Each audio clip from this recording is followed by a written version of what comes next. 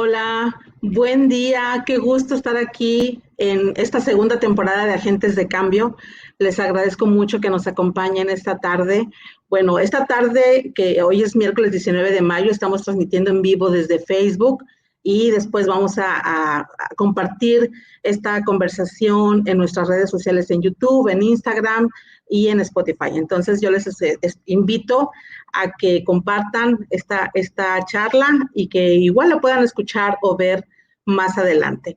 Pues hicimos una pausa, comenzamos en julio del año pasado, logramos hacer 12 episodios con temas sobre salud mental, adicciones, migración, arte terapia, etcétera, varios que los pueden ver en nuestras redes. Y hoy comenzamos de vuelta con un invitado muy especial, Yerko Núñez, terapeuta en adicciones de Chile, a quien me ha tocado ver y conocer a través de las redes sociales, a partir de un Congreso Nacional de Adicciones que organiza Javier, ay, se me fue el nombre ahorita les digo, ahorita nos va a decir Yerko, que fue invitado nuestro también. Estuvimos en este congreso hace unas semanas y pues ahí conocí a Yerko Núñez y me gustó mucho su manera de pensar y de plantear información que estamos ocupando mucho las familias interesadas e involucradas en el tema de las adicciones.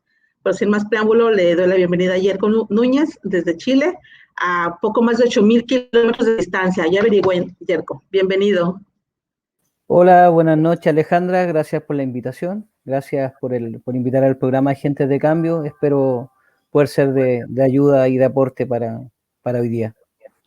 Yo creo que sí, Yerko. Javier González es el que ha estado impulsando el Congreso Nacional de Adicciones y también, pues a través de Blanca Gallardo con Restaurando Familias, hemos tenido la oportunidad de pues conocer a muchísima gente que de otra manera quizás nos hubiéramos tardado más tiempo en entablar algún tipo de red, ¿no? Yerko, tienes un grupo público que se llama Hablando de Recuperación, Hablemos de Recuperación, que tengo entendido que lo crean en julio de 2019, un año antes de la pandemia, y ya nos platicarás qué tanto ha dado la vuelta después de la pandemia este grupo, ¿no? Pero bueno, para que yo no hable mucho, porque realmente me interesa mucho que escuchemos a Yerko, les voy a contar que él estudió psicología clínica, es técnico de nivel superior en rehabilitación de drogodependencia, ha trabajado en el servicio público en áreas de educación y de salud, fue terapeuta en la comunidad de El Alfarero en Chile y actualmente labora en el Centro de Prevención, Tratamiento y Rehabilitación Alcántara.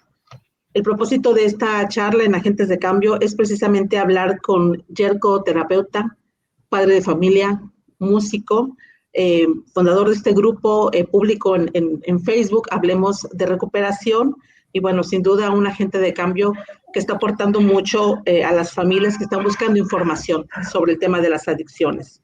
Yerko está en Chile, en Rancagua, ¿verdad, Yerko? ¿Rancagua? ¿Se pronuncia bien? En Graneros. Graneros.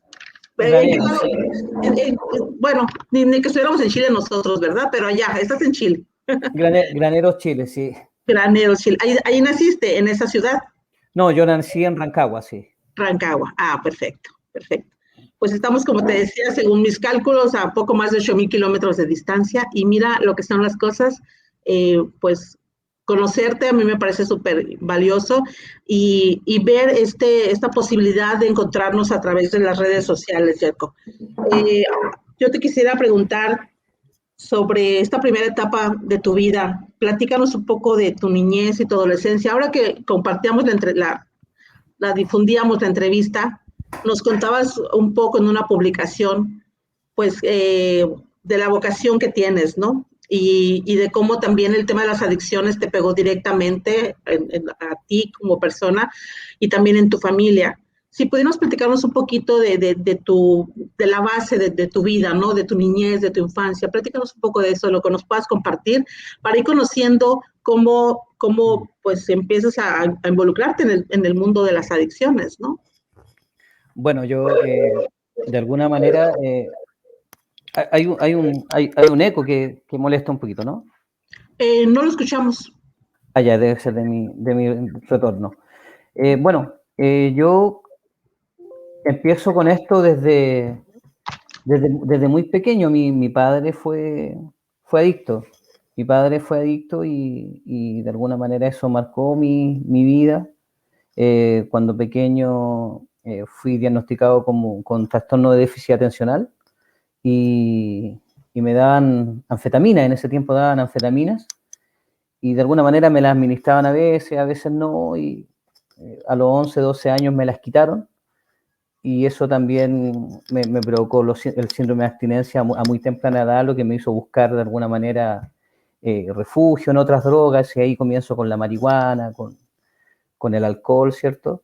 Y después ya, bien grande me metí a las drogas duras, que se llaman. Así como comienzo, o sea, a grandes rasgos. Ale, Claro, te escuchamos, te escucho.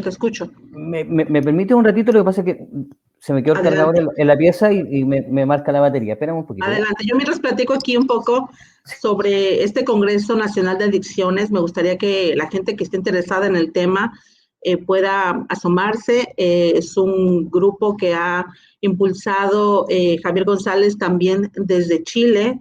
Es una red que se ha ido construyendo, yo creo que en el último año, a partir de la pandemia prácticamente, y cada vez son más las familias que están buscando información, tratando de aprender, de informarse, algo que a lo mejor un poco antes de la pandemia, aunque existían las redes sociales, pues era más fácil como en corto tener acceso a ciertas reuniones. Entonces, ahora con esta posibilidad de los Zoom y del Facebook, se han encontrado plataformas para, para aprender sobre el tema. Y no solamente de las familias que viven directamente la problemática, sino también muchas personas interesadas en ayudar. He visto muchos coach, psiquiatras, psicólogos especialistas, y curiosamente la red es grandísima porque cada vez son más personas sobre todo de América Latina. Entonces, realmente yo les invitaría. Y Yerko tiene un grupo público que se llama Hablemos de Recuperación, donde regularmente están compartiendo información. ¿Lograste conectarte? Sí, ahora sí. Ah, perfecto. Muy bien. Bueno, Yerko, pues ahorita me platicas un poco, bueno, así a grosso modo, de cómo de alguna manera tu padre tiene esta problemática y también se empieza ya grande. Dices tú que joven quizás empezaste con las adicciones. O sea, yo a los 12 años comienzo con mis primeros consumos. Mis primeros consumos fueron marihuana, eh, aguardiente y inhalantes. Fueron mis primeras experiencias con las drogas. Yo vivía en una población muy marginal de Rancagua, una población que le decían el pantano, porque en ese tiempo, que eran tiempos de dictadura, vivíamos en extrema pobreza. La pobreza aquí en Chile era extrema, estoy hablando años 81, 82, que fueron años terribles. Entonces, desde muy pequeño yo tuve que ya empezar a sobrevivir, ya a meterme en cosas que no correspondían. Andaba robando desde chico, tuve un camino delictual muy joven empecé en un tema delictual sin tener mucha conciencia. Entonces ya a los 11, 12 años, como te digo, como me administraban anfetaminas, que antes daban anfetamina acá, después daban Ritalin y ahora lo que dan a los niños es Aradix. Entonces a mí desde muy pequeño me diagnosticaron con déficit atencional, con hiperactividad, y me empezaron a meter estas pastillas, como te dije. Pero después mi madre dejó de dármelas sin saber que yo iba a tener una abstinencia, había generado una abstinencia. Y ahí es donde yo no podía, pues no soportaba lo que pasaba conmigo, no tenía idea tampoco lo que era un síndrome de abstinencia, tenía 12 años, y ahí empiezo mi búsqueda, ¿cierto? Mi búsqueda ya con primos, con vecinos, y empezamos con este tema de, primero la marihuana, el aguardiente, como dije, y en algún momento inhalantes también. Estuve como un mes en este tema de los inhalantes. Oye, Yerko, ¿y como cuánto tiempo duró todo este proceso? Y no sé si es correcto hablar del famoso tocar fondo, ¿no? Yo he visto que algunos especialistas no están muy contentos con ese término de esperar a tocar fondo, pero bueno, ¿pasa esto contigo? ¿En algún momento de tu vida dices, ya, no puedo más? Lo que pasa es que primero no existe el tocar fondo porque yo empiezo a experimentar con drogas. Y empiezo a experimentar con drogas, pero tenía dos cosas que a mí de alguna manera me salvaron la vida. Me gustaba mucho ir al colegio. De hecho, nunca hice lo que llamamos acá en Chile la cimarra, esto de no ir a clase y arrancarme para otro lado. Nunca lo hice. Terminé mis estudios, a duras penas terminé mis estudios. Entonces eso me ayudó mucho. Y lo otro que me gustaba mucho jugar a la pelota. Entonces estas cosas impidieron que yo profundizara en el tema de las drogas. De alguna manera empiezo a experimentar, pero después como que me doy cuenta solo a los 13 años y como que paro un poquito, entro a la educación media, y en la educación media seguí con el consumo de marihuana y esas cosas. Pero le hice el quite a las drogas duras, porque cuando llega, por ejemplo, la pasta base acá, que la pasta base es lo que llaman el paco, el bazuco, que es como lo que queda de la cocaína, que lo peor de la cocaína, que en el año 94, 93, 94, que llega más o menos a Chile, yo le hago el quite. Y de hecho no enganché en la pasta base al tiro, que fue una de mis adicciones, la que me dejó en la calle realmente. ¡Ay, qué difícil! Y luego con este acceso a lo que nosotros llamamos las drogas legales, que bueno, regularmente no se manejan como drogas, ¿verdad? Tienen otro nombre, ¿no? ¿Cuándo comienzas, cuándo decides entrar o cómo se define esta vocación para estudiar psicología clínica, para enfocarte a la terapia y obviamente especializarte en adicciones? O sea, yo estoy estudiando psicología. Estoy estudiando psicología porque yo empecé a estudiar tarde este tema de la salud mental. Lo primero que hice fue sacar el técnico en rehabilitación. El técnico en rehabilitación en Chile es una carrera de 2 años, que es de nivel superior.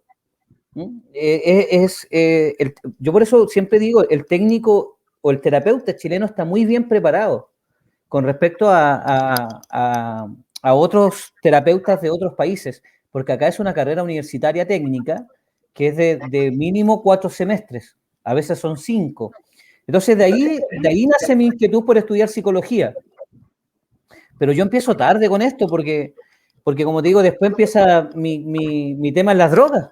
Yo en el año 98, 2000, empiezo ya tenía 22 años, 24 años, a los 22 y a los 24, empiezo a perder un poquito el control de mi vida.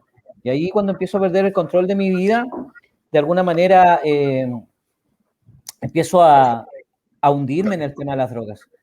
Y en eso, tú lo decías, eso de tocar fondo, yo toqué fondo al tiro. Si la persona que desarrolla la adicción, Ale, toca fondo de inmediato. Cuando ya la adicción se cronifica y pierde el control, la persona ya toca fondo. Lo que pasa es que uno, después de tocar fondo, sigue cavando ese fondo. Sigue tratando de llegar más allá y la calle te maltrata, la vida te maltrata. Yo llegué a vivir debajo de una escalera, viví 6 meses debajo de una escalera y después de vivir 6 meses debajo de una escalera, de alguna manera yo no me rehabilité ahí, yo lo que hice fue empezar a sobrevivir en la calle, me metí en cosas de tráfico, empecé a trabajar para unos traficantes y ahí empecé a ascender hasta quedar como administrador de todo este negocito, pero nunca dejé de consumir. Entonces, eso de que seguía consumiendo, al final fueron como 3 años con cárcel incluida, que estuve 3 meses y medio imputado, porque aquí en Chile te dan meses de investigación, entonces 3 meses y medio después me liberaron, ¿sí? No tengo ninguna condena, pero igual viví la experiencia de la cárcel, y también fue por temas de tráfico. Entonces fueron 3 años de mi vida donde yo me viví la calle profundamente, y llegué, como te digo, a hacer todo lo que es depravación del ser humano. Yo así lo digo, la depravación del ser humano yo la viví, eso de seguir con un hacha a una persona para matarla, no tener ningún tipo de compasión, vender droga a quien sea, no me importaba si era niño, grande, no me importaba nada. Yo todas esas cosas las viví todo lo que es la calle, y y de alguna manera eso me hizo tener una visión un poquito más sensible ahora, cuando yo abordo a los muchachos, muchas veces evitando que ellos vivan lo que yo viví. Desde ahí nace esta vocación. Entonces yo cuando me rehabilito, que es en el año 2011, 2010-2011, me nace esta inquietud de empezar a trabajar en comunidad, pero no sabía que existía la carrera. Entonces, en algún momento por ahí supe que la carrera estaba en la Universidad de Santiago de Chile y me voy a estudiar allá. Estudié un año en la USACH y después viene mi divorcio, me divorcié y todo, y ahí yo tuve una recaída durante un tiempo pequeño, porque las recaídas son más dolorosas, son conscientes. Entonces, en esa recaída como que perdí todo de nuevo y fue como muy fulminante todo, fue todo muy fulminante. Y luego tomo una ayuda y retomo la carrera, la termino y desde ahí ya empiezo en este camino de ¿cómo se llama? De recuperarme, de abrazar la recuperación. Y yo la recuperación, Ale, la hago escribiendo, porque una amiga escritora me dice un día, la mejor terapia que tú puedes tener es escribir. Y yo empecé a escribir de mi vida, empecé a escribir episodios de mi vida, por ejemplo, de los 6, 7 años cuando yo andaba robando, empecé a escribirlo y le empecé a dar una forma poética a esas cosas. Muchas cosas, muchos dolores, muchas trancas que hubo en mi vida, las pude resignificar escribiendo. Y en algún momento todo esto de escribir cuentos, poesías, por ahí tengo dos cuentos que están publicados, y están publicados en Amazon incluso. Entonces, por ahí me nace esta inquietud de empezar a escribir sobre adicciones. Y yo llevo 2 años y medio, más o menos, 2 años y medio, escribiendo sobre adicciones.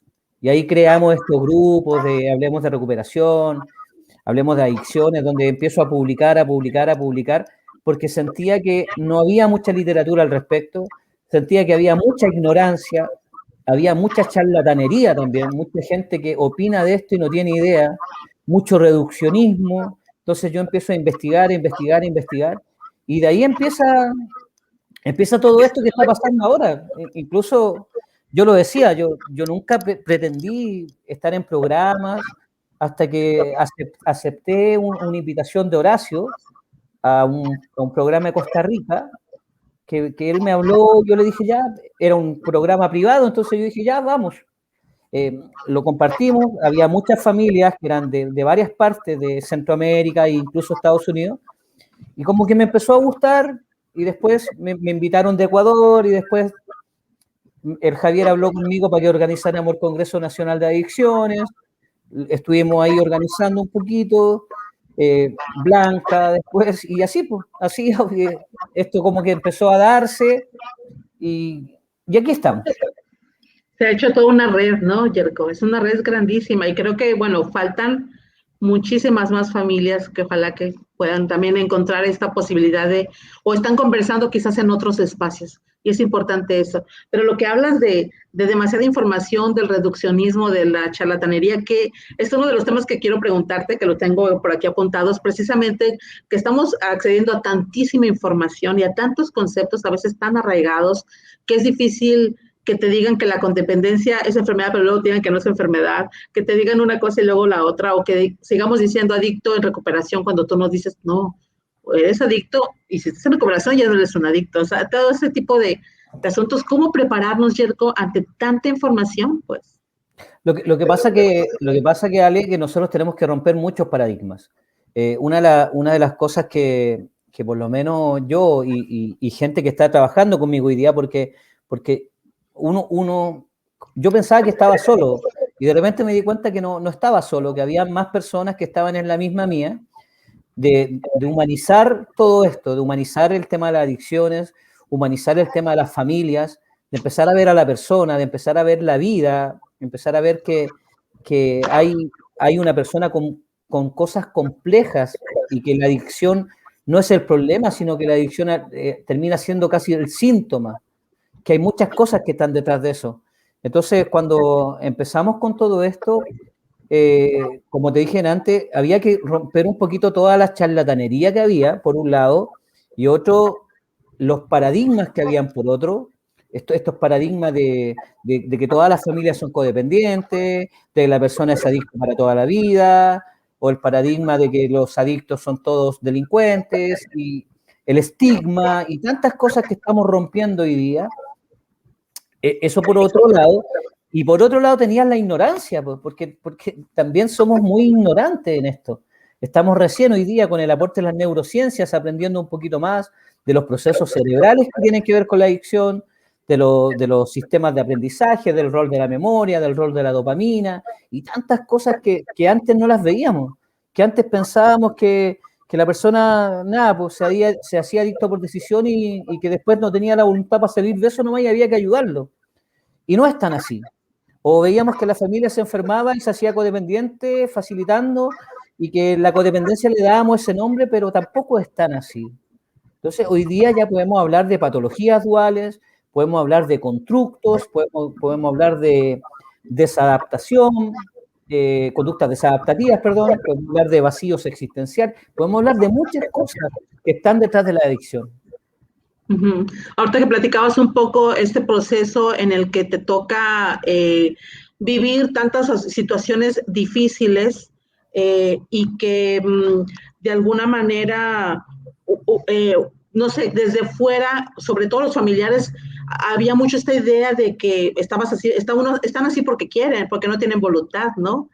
Eso creo que es un síntoma de ignorancia muy fuerte que lo sigue manejando muchas familias que creen que es un asunto de voluntad. Ese tema de si es una enfermedad o no, Yerko, yo creo que ha funcionado decir la enfermedad como para sensibilizar, pero plantean que es más bien una condición, ¿verdad? Más que una enfermedad. ¿Qué cosa? ¿La adicción? La adicción. En sí, la adicción. Sí, lo que pasa es que hoy día ya no se habla de adicción, hoy día se habla de trastorno por uso de sustancias. Uh-huh. Y está tipificado de esa manera como un trastorno y tiene manifestaciones como trastorno. Ahora, si es una condición o no, no lo sé. Esa es otra discusión ya. Tú sabes que las condiciones son irreversibles. ¿Mm? Condiciones, por ejemplo, el autista tiene una condición. Uh-huh. Y cuando es autista, esa persona no tiene vuelta, o sea, él va a ser así toda la vida y lo único que uno tiene que tratar es de ayudarle, de acompañarle de alguna manera en el proceso. Entonces, no sé si la adicción da para condición. Es una discusión que se ha dado muchas veces, trastorno o condición. Yo la veo como un trastorno, y cuando hablamos de trastorno es un desorden. Eso es un trastorno, es un desorden. En este caso, hay muchas áreas que están ahí, muchas cosas que están pasando, y como te digo, estamos como en pañales como para decir esto es así. Entonces nos quedamos con algunas cosas. Hoy día lo que marca la pauta es la definición que nos da la OMS de lo que es adicción, que es una enfermedad crónica, que es una enfermedad para toda la vida, que es una enfermedad incurable, que es una enfermedad mortal. Nos quedamos con eso, pero olvidamos que no toda la persona que consume es adicta, ¿ya? Uh-huh. Olvidamos que no a todas las personas le afecta de la misma manera, que no todos van a necesitar un tratamiento, que hay personas que deciden y no consumen más de un día para otro. Entonces, nos estamos olvidando de la persona, de la capacidad del cerebro de regenerarse. Nos olvidamos de la autopoiesis, como decía el gran profe Humberto Maturana, que es la capacidad de sanarnos a nosotros mismos. Nos olvidamos de la neuroplasticidad, que es esta capacidad de generar nuevos circuitos cerebrales, de regenerar un poquito las neuronas. Entonces, nos olvidamos de muchas cosas que están a nuestro favor. Y entonces, cuando le ponemos así como, no, que tu enfermedad es incurable y es crónica y es para toda la vida y tú serás adicto para toda la vida, nos perdemos un sinnúmero de variables que están detrás de esa persona y que le pueden ayudar a ellos a recuperarse. Uh-huh. Entonces, aquí nos pregunta Katy Serrano, ¿qué opinas de que el adicto es adicto toda la vida? Ahorita lo has planteado, ¿no? Es que no es adicto, no es adicto toda la vida. La persona en adicción tiene un condicionamiento, sí tiene un condicionamiento. ¿Por qué? Porque la adicción es una conducta aprendida. esto de ir una y otra vez o de tener ciertas respuestas, las mismas respuestas ante ciertos estímulos, es porque en nuestro cerebro quedaron huellas cerebrales, circuitos cerebrales que se activan ante ciertas señales. Y ese condicionamiento sí es para toda la vida, y si yo no me cuido, probablemente yo recaiga en la conducta adictiva. Ojo, cuando hablamos de adicción, hablamos de insistir en el uso de una sustancia a pesar de las consecuencias negativas. Por lo tanto, si yo no estoy insistiendo en la sustancia, ¿cierto? Ya no soy adicto. Por eso cuando yo digo, o tú estás en recuperación o estás en adicción. No puedes ser adicto en recuperación, no tiene sentido. ¿Eres persona en adicción activa o eres persona en recuperación? ¿Por qué? Porque son caminos opuestos. La adicción está para acá, la recuperación está para acá. Ambos son estilos de vida. La persona que está en una adicción está atrapado en una forma de vivir. Y esa forma de vivir tiene su sustento en patrones de conducta, en creencias que están detrás de la adicción y en todo este desorden emocional que le está pasando, que le está ocurriendo mientras consume, ¿cierto?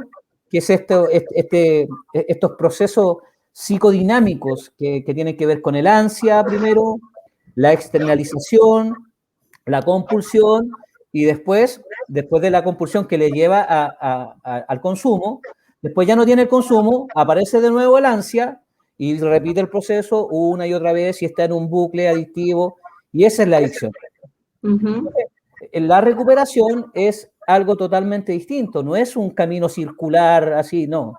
La adicción es un camino lleno de ambivalencias, ¿cierto? Un proceso con avances, con retrocesos, con altos, con bajos, pero que apunta a una dirección, que la tenemos que vivir día a día. Y ese día a día es netamente mantener esta conducta de abstinencia, ¿cierto? Mientras abrazo la sobriedad, mientras me reencanto con la vida, me reencanto con las cosas simples y mantener esto por 24 horas y después tratar de mantenerlo 24 horas más y eso es todo. O sea, tampoco hay tanta ciencia en esto, es un día a la vez y ya. Lo que pasa es que también nos han vendido mucho esta idea de los centros de rehabilitación. Entonces, salen los muchachos después de 3, 4, 5 meses y bueno, ya salen como nuevos. Pero el asunto es que a lo mejor hay abstinencia, pero como tú planteas, no han abrazado la recuperación, pues, ¿no? De fondo.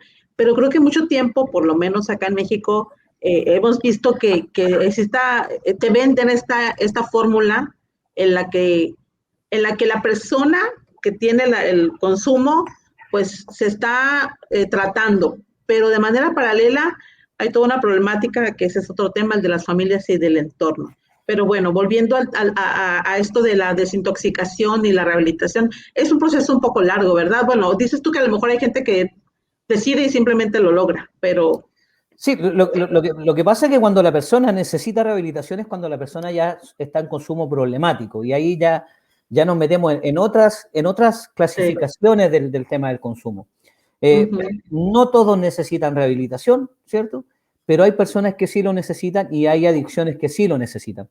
Porque hoy día ya no tenemos las mismas adicciones de antes. Antes quizás podíamos clasificar, no, esta persona su problema es el alcohol, esta otra persona su problema es la cocaína, tiene problema con la pasta base o el crack, y así. Hoy día no, hoy día existe el policonsumo, por lo tanto el daño es aún mayor.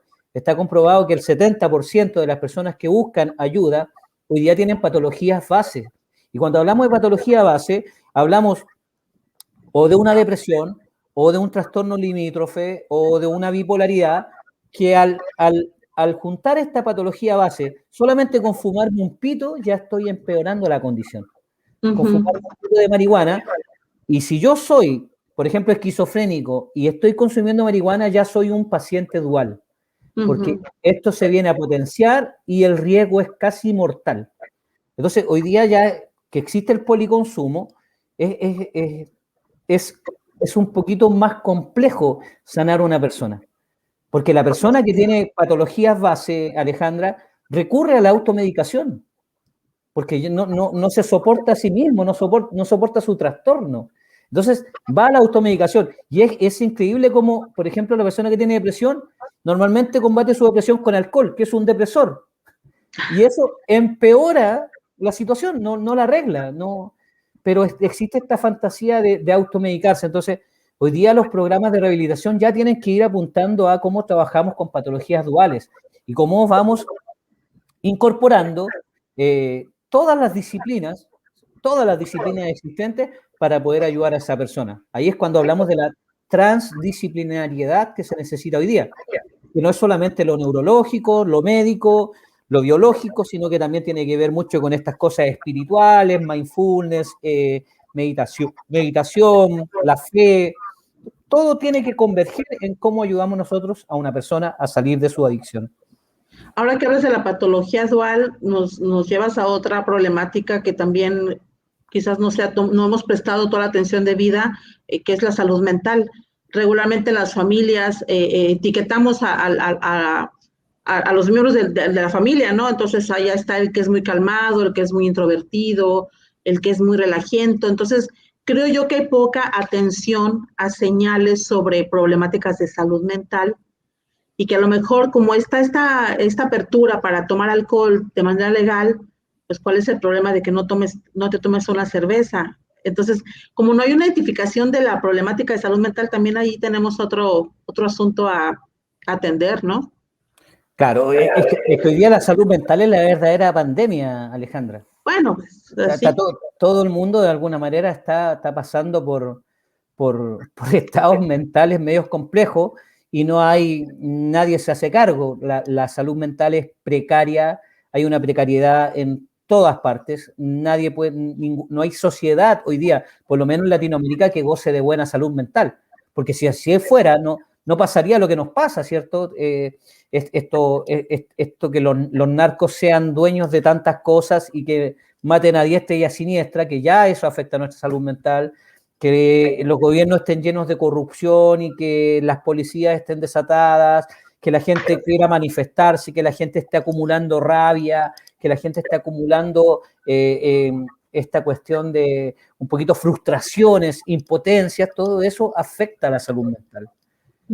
Todo eso nos hace pasar por estados de psicosis y nos hace pasar por estados de depresión. Entonces, bajo ese prisma, el 80% de la sociedad hoy día, si no más, está enferma.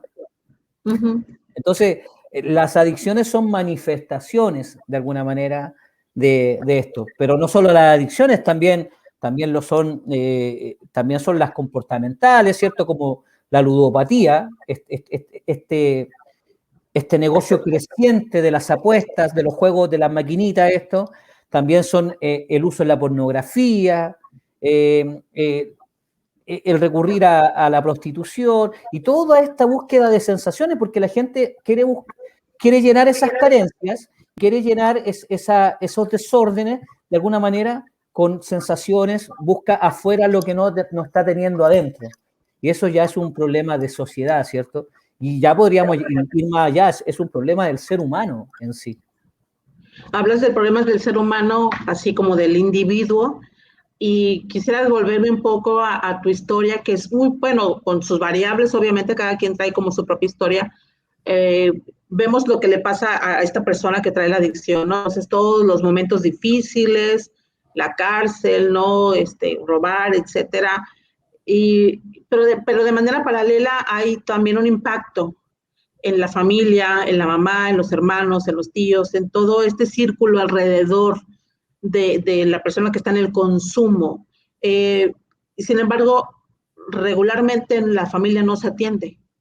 O sea, el del problema es el del problema es el del que está consumiendo. Pero de un tiempo para acá yo he visto que la familia se debe atender, pero no sé si de plano, en mi ignorancia, como dices, yo no había visto que la familia tenía que atenderse. Esto de unos años para acá.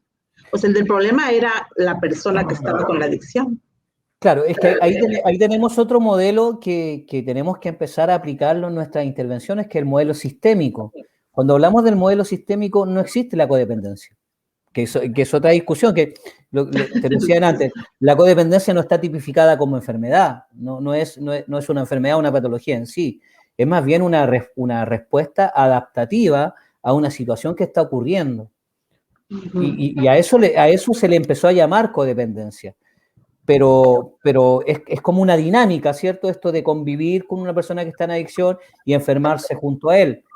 En la sintomatología no estamos equivocados. El tema es el nombre que le damos. Entonces, cuando nosotros abordamos desde el modelo sistémico, la adicción de uno de los miembros de la familia es el síntoma de que todo ese sistema de alguna manera está dañado.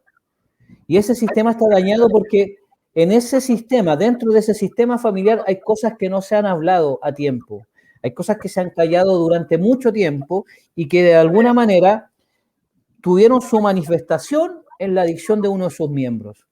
Pero cuando tú tratas a esa persona, tratas a este sujeto, que es el sujeto índice, ¿cierto? El que tiene el problema, lo sacas y lo empiezas a tratar, y si tú no tratas con la familia como necesita una homeostasis o una autorregulación, va a buscar otro foco de conflicto. Va a buscar automáticamente otro foco de conflicto porque necesita estar en conflicto siempre para regularse, autorregularse. Entonces, ¿cómo rompes eso? Con un agente externo que empieza a intervenir a la familia. Y ahí está el rol terapéutico. El rol terapéutico de hoy día es hacia la familia. Ya no podemos ser la respuesta, o sea, no podemos ser los bomberos que apagan los incendios. Ya tenemos que ir un poquito más allá y empezar a trabajar con la familia desde antes para prevenir. Prevenir, primero, que otros miembros entren a las drogas y prevenir la recaída también del miembro que está recuperado. Y psicoeducar de alguna manera a la familia para todo esto. Para todo esto. Ahorita vamos a leer los comentarios que nos están dejando aquí en el Facebook. Quisiera que lo que también veo es que no hay como un solo lugar donde se pueda dar la recuperación de la persona que consume sustancias y la familia. Es decir, es como atenderte con el psiquiátrico, con el psicólogo, con el terapeuta, hacer deporte, comer bien, o sea, bueno, eso es como paralelo, pero en términos, no hay como un sistema integral, ¿verdad? Que pueda apoyar toda la recuperación de todo el sistema. Entonces, por eso a mí se me hace tan interesante esta posibilidad de poder aprender en redes, en las familias que están así asomándose y tomando apunte, y entonces tienes que buscar al psicólogo, al psiquiatra, al terapeuta. Es una manera difícil, y siento yo que lo está haciendo la comunidad, es decir, no te lo está otorgando el sector público. O privado sí, pues, pero pues a veces cuesta mucho. Es que debería serlo el sector público. Esto debería ser un problema de políticas públicas. Debería ser un problema de gobierno, de Estado, porque el gran afectado hoy día es la familia, y la familia no tiene las herramientas para trabajar, o sea, la familia no tiene las herramientas para sobrevivir a la adicción de uno de sus miembros. No las tiene. Entonces, cuando uno de sus miembros entra en la adicción, todo el sistema entra en una depresión, ¿cierto? Todo el sistema entra en una degradación y todas las familias se transforman en un sistema tóxico de alguna manera, un sistema problemático que lo único que hace es buscar la autodestrucción de sí mismo. Entonces, ese problema, la familia primero no tiene los recursos para buscar la ayuda, porque trabajar con un psiquiatra, como decís tú, con un psicólogo, con un terapeuta, tiene su costo, pues si no es gratis.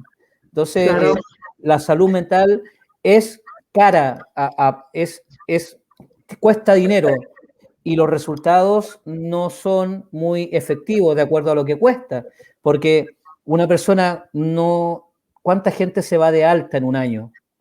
Muy poca. Y trabajar con un neurólogo, con un psiquiatra, es carísimo.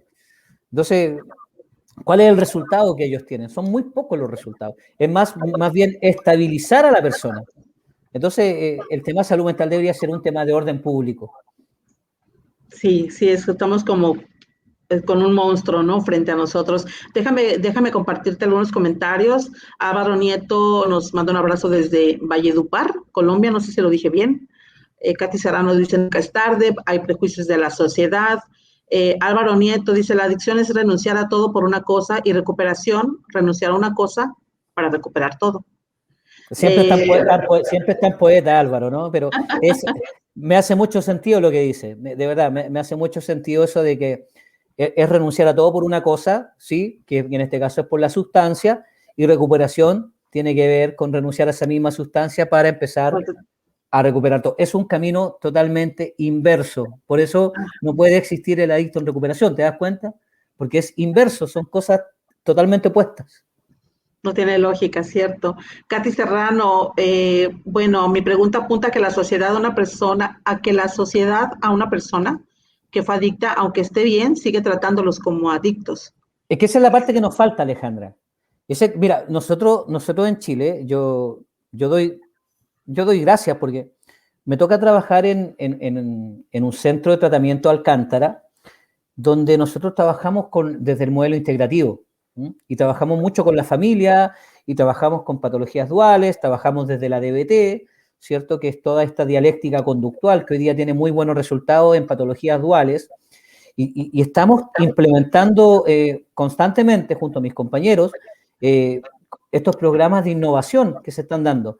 Entonces, estamos haciendo un buen trabajo, siento yo, aunque siempre es insuficiente dada la refractariedad o resistencia de la adicción a los tratamientos. Pero, ¿qué es lo que nos falta a nosotros? ¿Dónde nosotros sentimos hoy día que estamos fallando?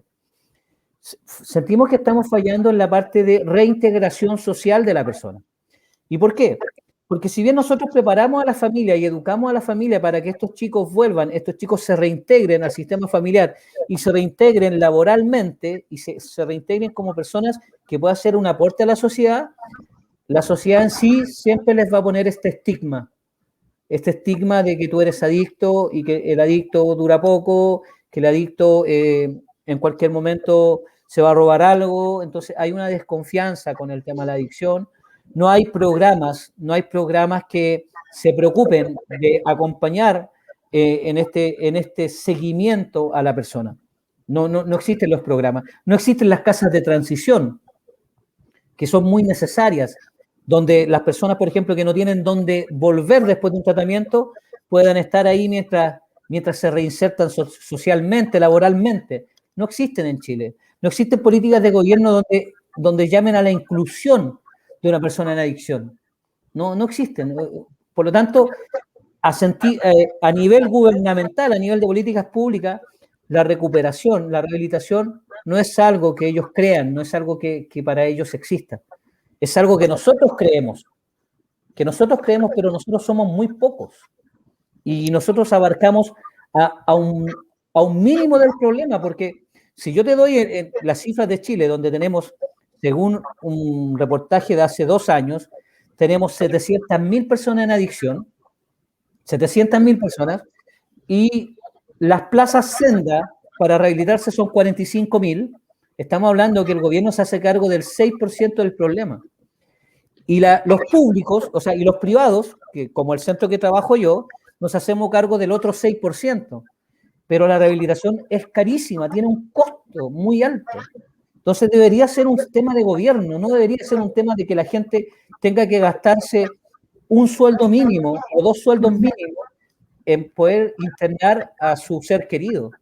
Eso debería ser un tema de gobierno, debería existir estas políticas, siempre estar invirtiendo en este campo, pero no les interesa porque la adicción es un tema que está invisibilizado, que a nadie le importa. Mientras los adictos se queden en las poblaciones, no nos hagamos problemas. Total, el negocio de la droga sigue generando millones y millones y millones, y ahí están todos metidos. Ay, no, Yerko, pero bueno, cuánta razón tienes. Dice Álvaro Nieto, también existe la adicción cruzada que consta de TUS, no sé qué sea, y una adicción comportamental. El TUS es el trastorno por uso de sustancia. Muy bien, ok. Y la comportamental es cuando nosotros, por ejemplo, muchas veces pasa esto, que tenemos la sustancia, pero también existe la adicción a la pornografía. Conductas, ok. La conducta, entonces, o la sustancia y la adicción a, no sé, pues a los juegos, a las maquinitas y cosas. También se manifiesta. Muy bien, también Álvaro dice, existen grupos como Alanon, Alatín, CODA, que trabajan con las familias. Víctor Trejo nos saluda desde Hermosillo. Saludos, Víctor. nuestro primer invitado de Agentes de Cambio en julio. Susana Reyes, ¿tienes algún programa donde nos podamos integrar en línea? Pues yo creo que habría que invitarles, como ves, Yerko, al grupo que tienes en Hablemos de Recuperación y Hablemos de Adicciones. También manejas ese grupo en Facebook. Apagaste el micrófono. Sí, tenemos el Hablemos de Recuperación y el Hablemos de Adicciones es el grupo de Álvaro Nieto, de Colombia. Okay. Nosotros tenemos un programa que se llama Hablemos de Adicciones, que se da todos los sábados, que lo tenemos con Carlos Rivero, que es un psicólogo amigo de Perú, y con Paula García, que es una psicopedagoga de acá de Chile, con el cual estamos haciendo un programa que está todos los sábados transmitiendo, y por supuesto están todos invitados, y en ese sentido, siempre todo esto es gratuito, Alejandra.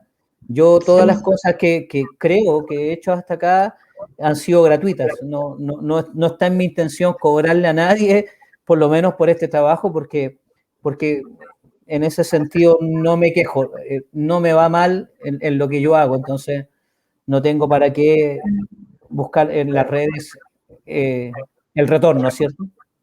No, y aparte ves la problemática tan fuerte, ¿no? Eso sí es un monstruo de problema el que tenemos. Susana Reyes, ¿tienes algún buen programa? Tienes el mejor enfoque que he escuchado, gracias. Paula García Lorca, psicopedagoga, el proceso de seguimiento es fundamental, es muy difícil reinsertarse en espacios hostiles.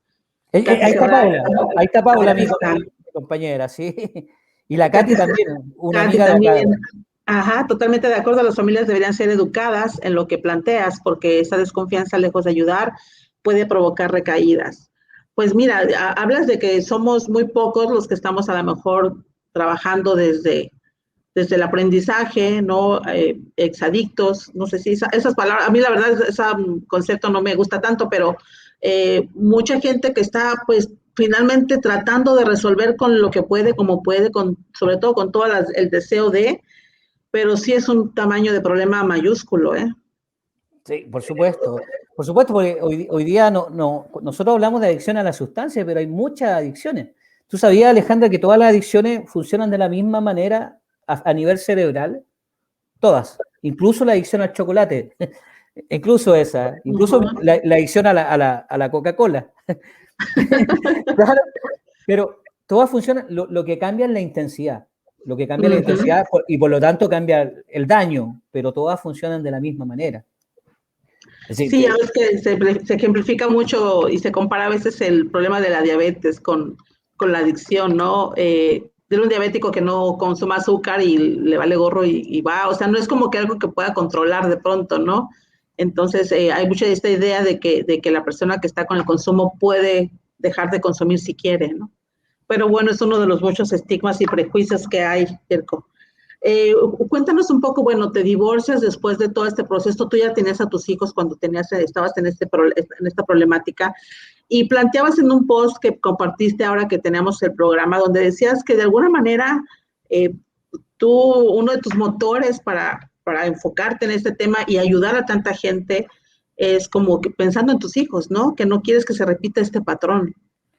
Sí, mira, Alejandra, yo tengo un hijo mayor, Yerko Ignacio. Tuve 2 hijos solamente, con la madre de mis hijos, con Francisca, que la quiero mucho hoy día.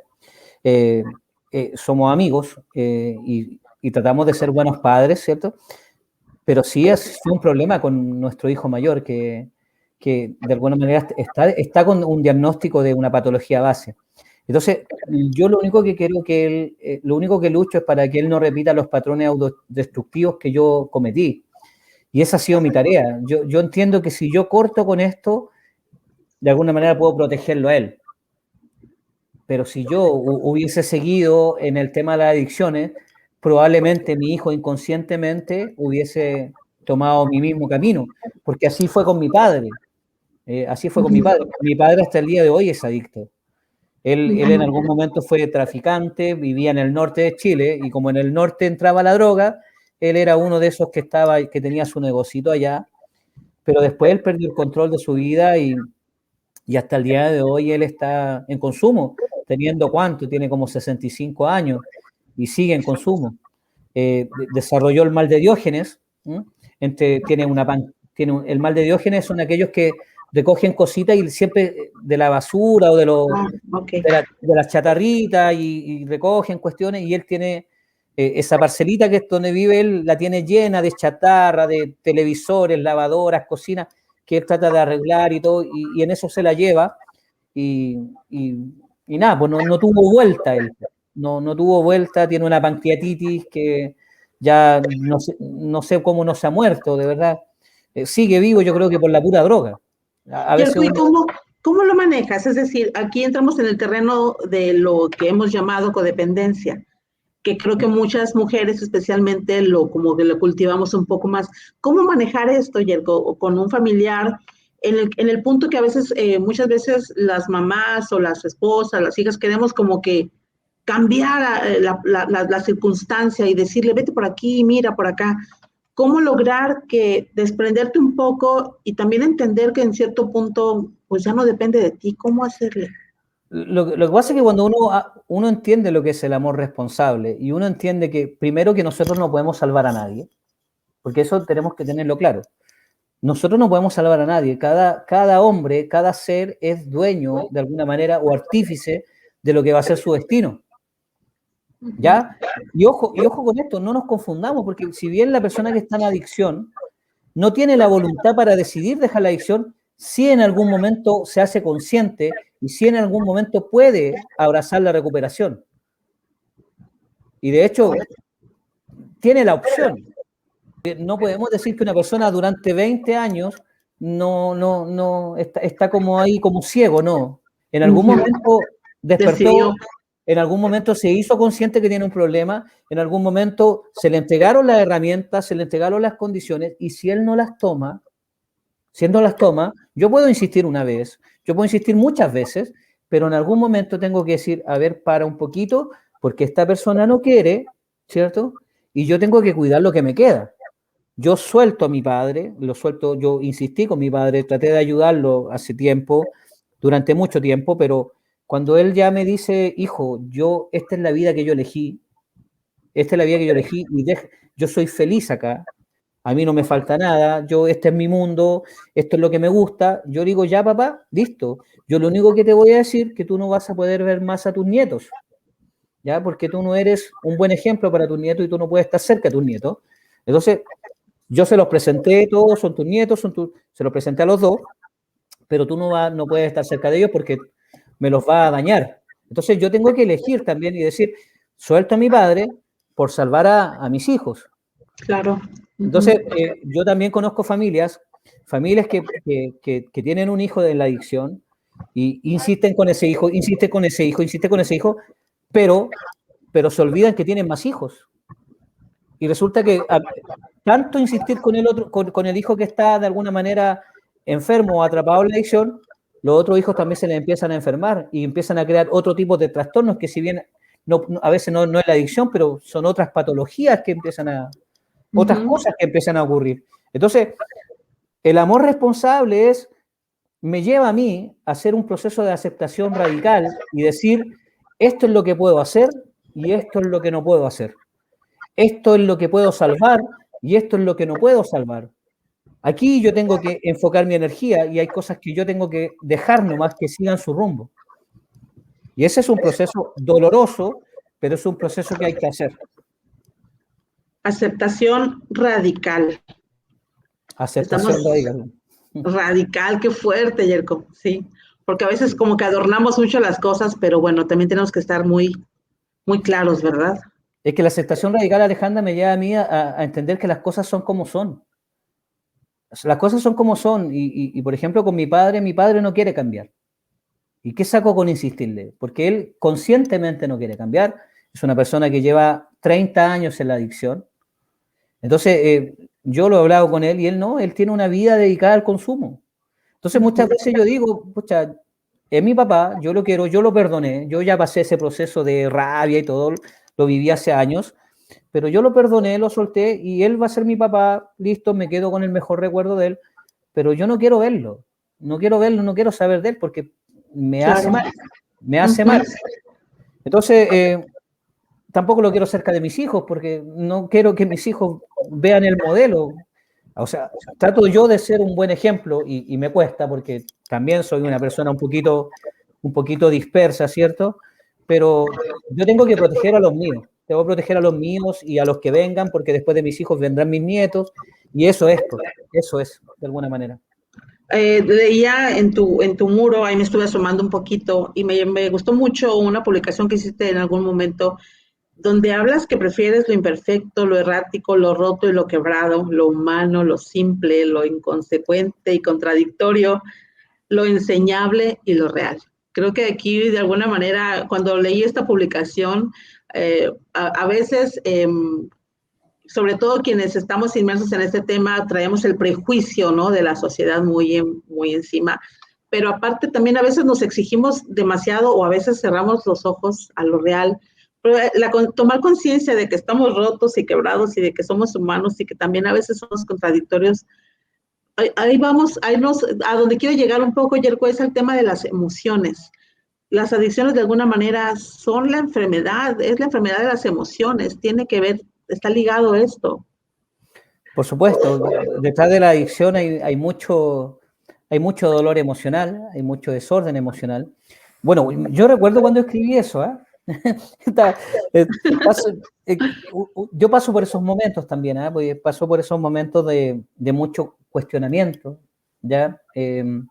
De dudas existenciales que arrastro, ¿cierto? De si estoy haciéndolo bien o estoy haciéndolo mal y de repente me topé con este concepto de que siempre tengo que ser la mejor versión de mí mismo. Entonces yo digo, ¿y por qué tengo que ser la mejor versión de mí mismo? ¿Y por qué? Si soy lo que soy nomás y es lo que hay, pues si esto es lo que hay, no, que me acepte bien y yo voy a tratar de mejorar, por supuesto, pero de ahí a ser la mejor versión, no lo sé. Yo creo que mi mejor versión fue hace muchos años atrás, ¿ah? Muchos años atrás donde brillaba en hartas cosas. Hoy día hago lo que tengo que hacer y lo digo, o sea, y si no lo hago, me muero. Pero lo hago más por una necesidad propia de poder decir todo esto que me está pasando o decir todas estas cosas que estoy pensando. Pero no busco ser mejor versión de nada, ni busco ser un referente, ni busco nada. Soy una persona que está reconstruyéndose pedacito a pedacito. Como te dije, mi vida ha sido dolorosa, no ha sido una vida fácil, pero yo trato de entregarme por completo a la causa nomás. Y si si eso le sirve a alguien, bien, yo me doy por pagado y con eso ya estoy listo. Sí, de hecho yo creo que sí, Yerko, nos ayudas mucho. Y es importante también tener la claridad de que somos humanos imperfectos y que no es como a veces pretender ser como que tenga toda la verdad en sus manos, ¿no? Estamos en el aprendizaje. Por También, supuesto.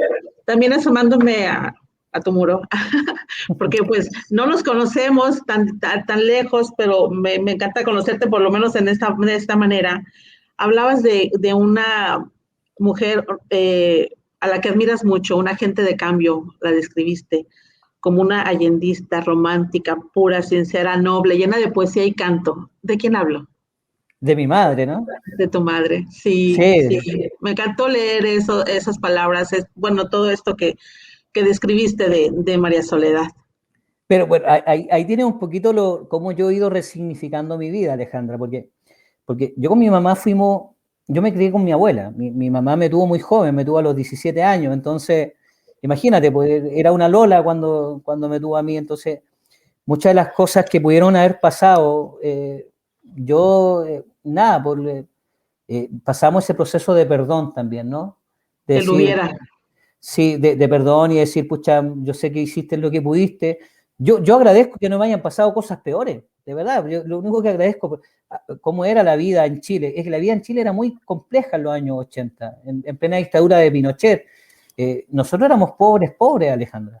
Pobres, pobres, o sea, no habían posibilidades ninguna. Entonces, muchas de las cosas que vivimos, de alguna manera, tenía que ver con la precariedad. Y en ese sentido, mi madre fue una luchadora incansable.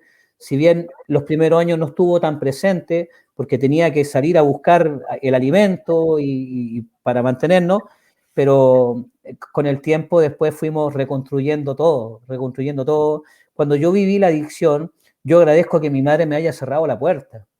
Y de hecho, una de las cosas que yo hice fue irme de la casa y irme a la calle a sobrevivir por las mías en la calle y no molestar a mi familia. Por lo mismo, porque yo entendía que el daño que le hacía a mi madre y el daño que le hacía a mis hermanas también. Entonces, de alguna manera reconstruimos todo y hoy día yo la honro y creo que es una gran mujer. De hecho, viene saliendo de una campaña donde le fue bien. No quedó entre los concejales, entre los elegidos, pero ella está conforme. Yo estuve con ella y nada, pues, es mi mamita, yo la amo y ahí estamos. Y eso es lo mejor para mí, ¿no? Claro, claro, esa es la base, ¿no? Los quereres con nuestros padres, ¿no? Igual lo que planteas de tu papá, pues igual como lo planteas, ¿no? Ya hay un perdón, un entendimiento y bueno, las cosas son como son.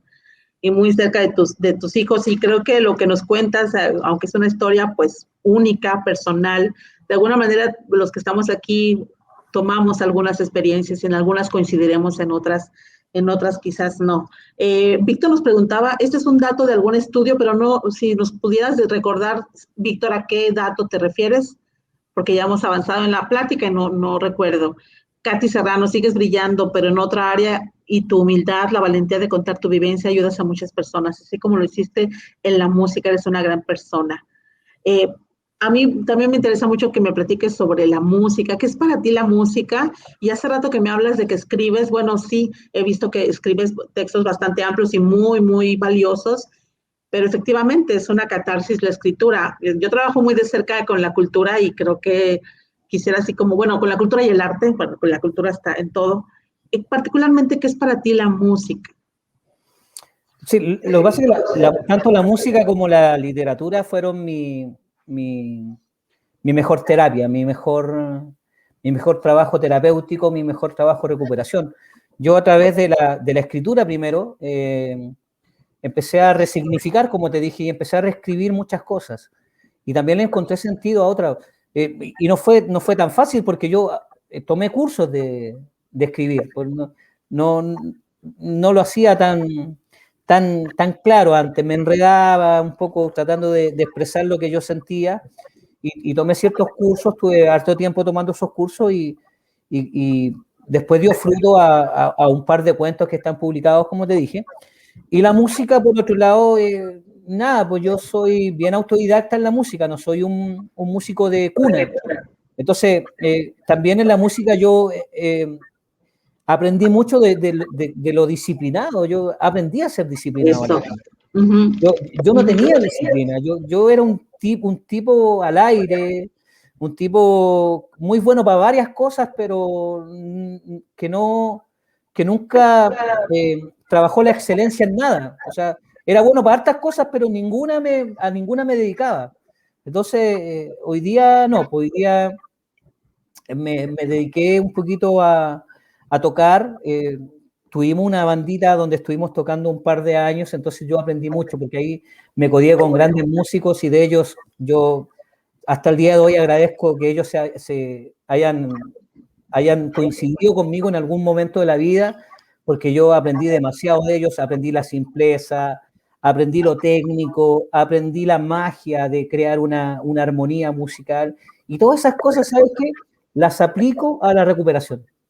Como que redirijo todas aquellas cosas que aprendí con el tema de la música y trato de vivirlo en mi vida día a día. Me encanta lo que nos platicas. De hecho, compartías creo que en el Congreso esta anécdota un poco del aprendizaje de la música y cómo se requiere mucha disciplina, porque a lo mejor, bueno, yo también he querido aprender guitarra y no sé, a los 3 días ya me enfadé porque no, ya quiero tocar guitarra en forma, pues, pero requiere una disciplina y más o menos haces la analogía con lo que implica la recuperación o la rehabilitación, ¿no? Requiere una disciplina. Entonces, esa asociación que tienes de esta parte no creativa creo que está muy bien aplicada en este sentido. Es que, ¿sabe, Alejandra? Te cuento una anécdota. Ajá. Yo cuando me rehabilité en la Casa del Alfarero, ¿ya? La Casa del Alfarero es un centro que está aquí en Calera Tango, que es el lugar donde yo cambié, entonces yo amo ese lugar. Y en ese lugar, yo en el 2011, yo tocaba guitarra ya. Yo aprendí a tocar guitarra en el año 92, más o menos, 91. Tarde, sí, empecé a tocar guitarra a los 14, 15 años. Es tarde para tocar guitarra. De hecho, tengo los dedos súper gordos. No desarrollé dedos de guitarra. Claro. Entonces, cuando yo en el 2011 tocaba guitarra y había un luthier. ¿Tú no sabes lo que es un luthier? Sí. Estos que hacen instrumentos. Esos son los luthiers, estos que hacen guitarras, charango, arreglan instrumentos y también crean sus propios instrumentos. Había un luthier que es el maestro Antonio, que es un hombre ya mayor, y él me escuchó tocar, y él tocaba guitarra eléctrica. Yo nunca había tocado guitarra eléctrica. Entonces me escuchó y me dijo, oye, tú tocas bien guitarra, pero no sabes tocar. Me dijo. Y yo, pero ¿cómo? Yo llevo 20 años tocando guitarra y usted me va a decir que no sé tocar. Y me dijo, no sabes tocar, te voy a enseñar. Y yo tuve que, después de 20 años de tocar guitarra, me tuve que reconocer que yo había aprendido mal. Y como había aprendido mal, yo no podía avanzar. Estaba estancado. ¿Por qué? Porque aprendí erróneamente. Entonces, yo no tenía tiempos. No tenía el ¿cómo se llama esto? El pulso, como se dice. El metrónomo. Entonces, yo tuve que aprender a tocar de nuevo. Después de 20 años tocando guitarra, en el año 2011, tuve que aprender a tocar de nuevo. Y ese fue un proceso de 2 años de aprendizaje. Y en esos 2 años de aprendizaje no solamente aprendí a tocar guitarra, también aprendí a tocar piano.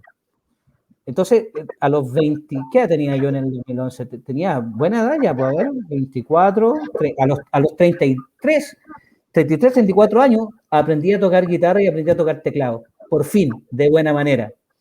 Antes de eso, yo sabía tocar, pero mal.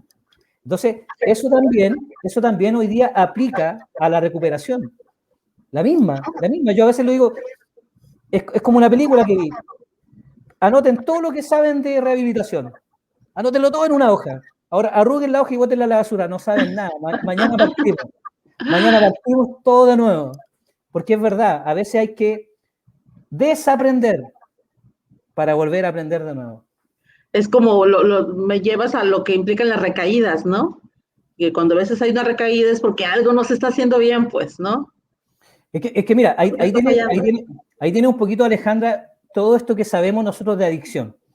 Estos programas de adicción de hoy día, de adicto para toda la vida y estas cuestiones que se han hecho siempre, que trabajemos solamente esta área o enfoquémonos netamente en lo espiritual, que lo espiritual está toda la salida y tantas cosas que son reduccionistas, si fueran tan buenas, no tendríamos los resultados que tenemos hoy día.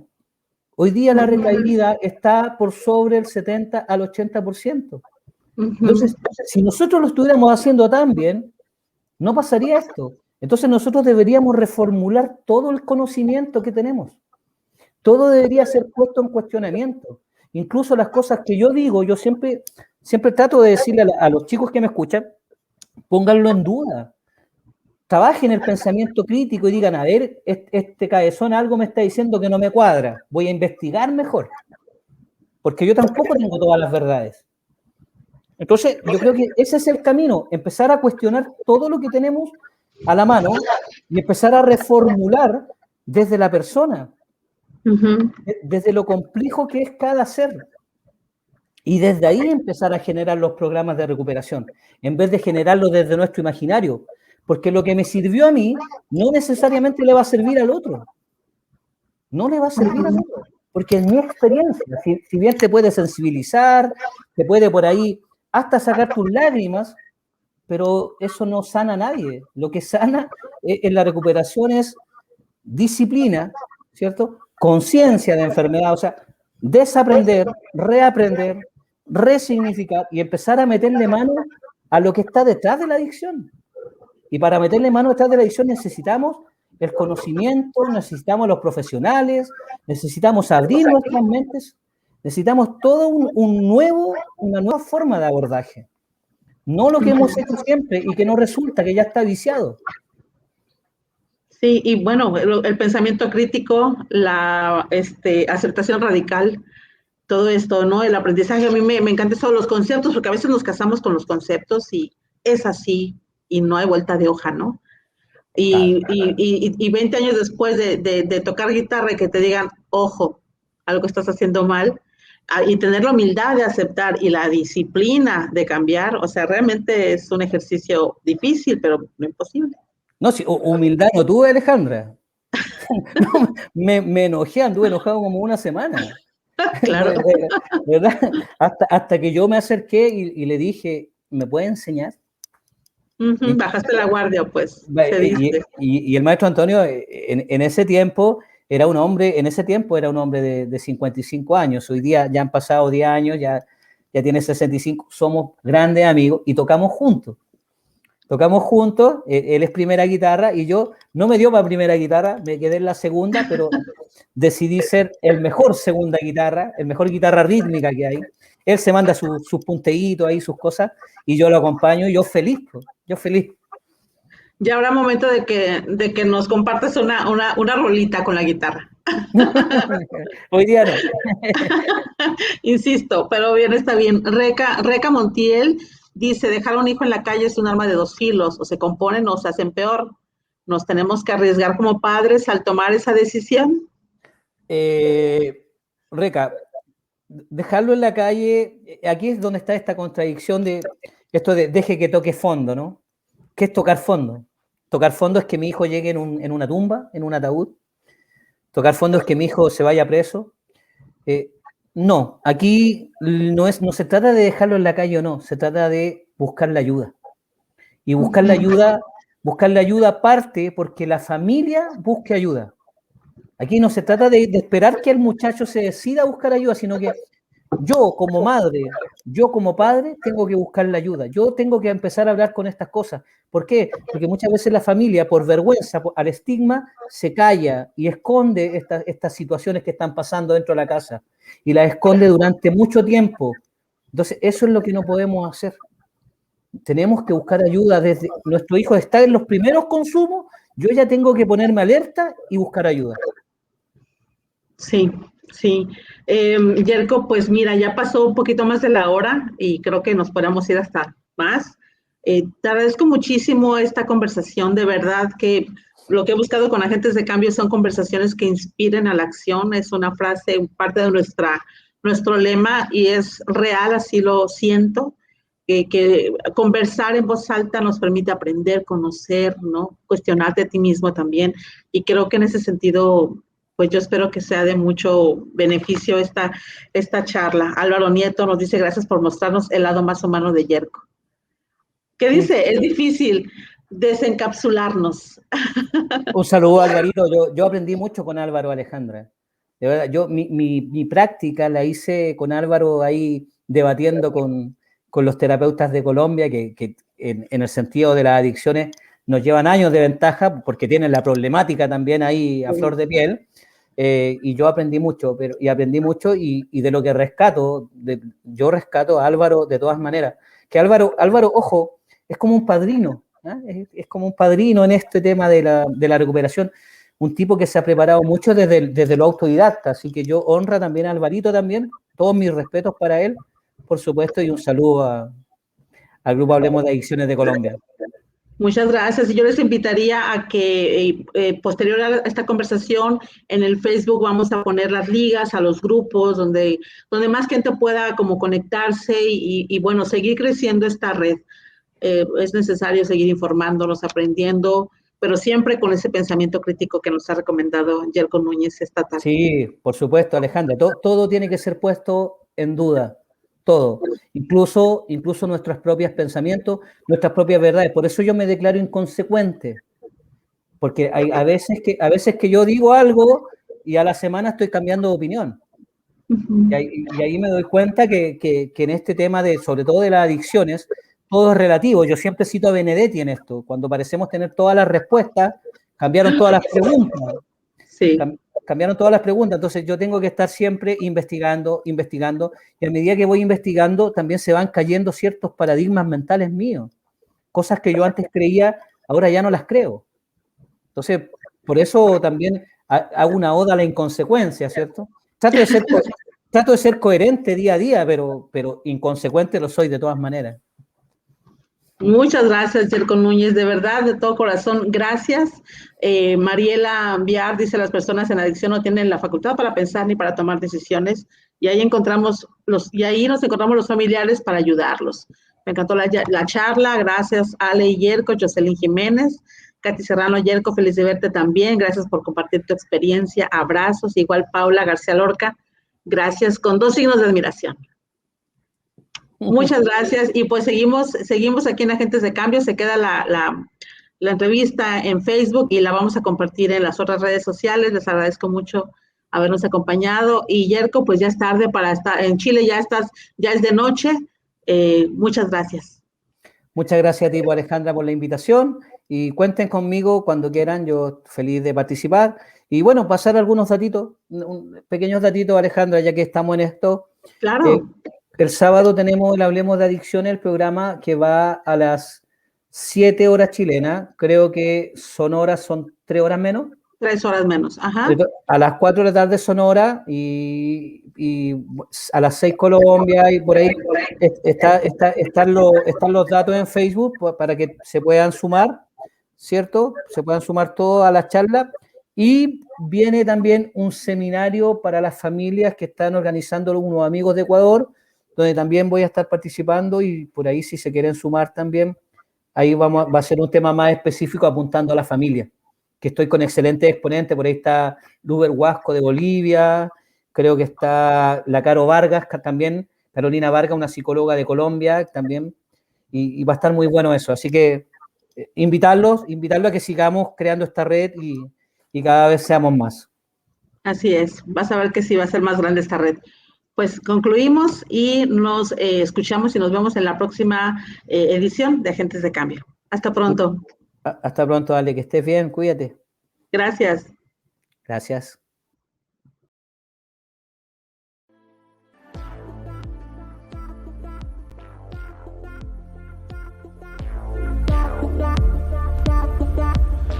Gracias por acompañarnos en Agentes de Cambio.